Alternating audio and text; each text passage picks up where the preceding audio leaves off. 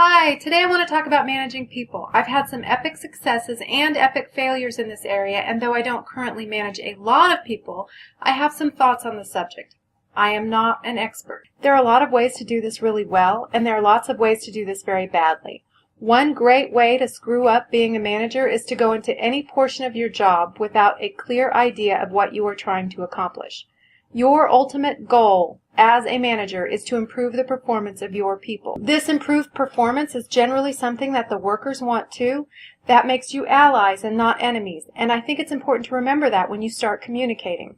The most frequent mistake I see managers make is to go into these communication tasks with an unnecessarily harsh, fear-based, authoritarian attitude.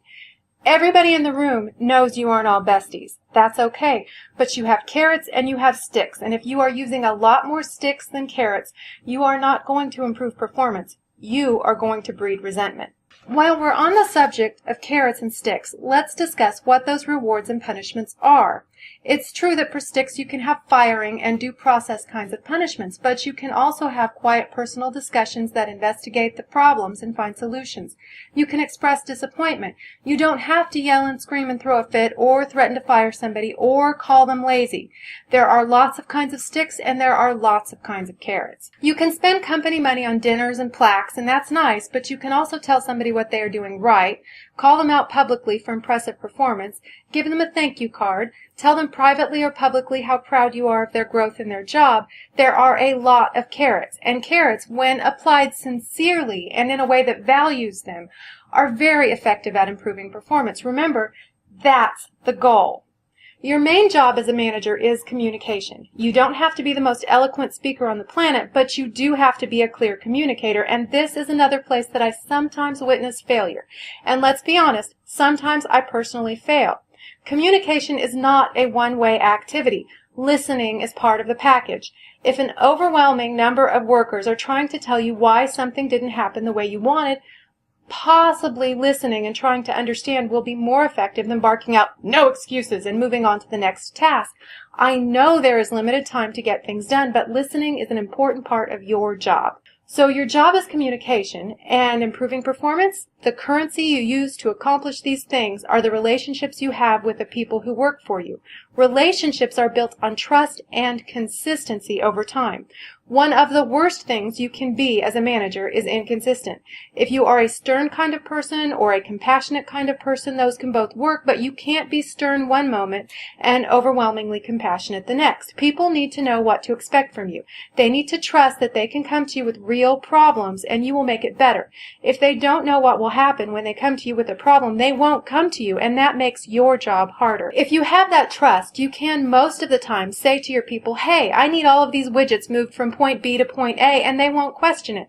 They will assume you have a good reason and they will just do it. But often it helps performance if you give a reason. You might say, "We are having an important corporate visit at 3 o'clock and these widgets are in the wrong place. Please move them to point A." This conveys some important information that will improve performance. It tells the employees why the movement is important, when it needs to be done, and the word "please" conveys your respect for them. People who feel respected for their work are much more likely to work harder. Finally, I want to talk about the morale-building effects of narrative because I've witnessed this a lot, and I think it's hugely important and largely ignored. Morale is the difference between a happy and earnest workforce that is trying to better itself and apathetic workers who are merely putting in the hours to collect a paycheck. Which of those two groups do you think is going to perform better? Narrative is the story you tell yourself and your workers about your business. It's all the backstory behind every order you give, and even if you don't think you have a narrative, you do. I'll give a couple of examples of narrative, and then I'll show you the difference in instruction between two managers with those personal narratives. Here's one narrative. "I have worked my way up in this company, and I'm the smartest person here.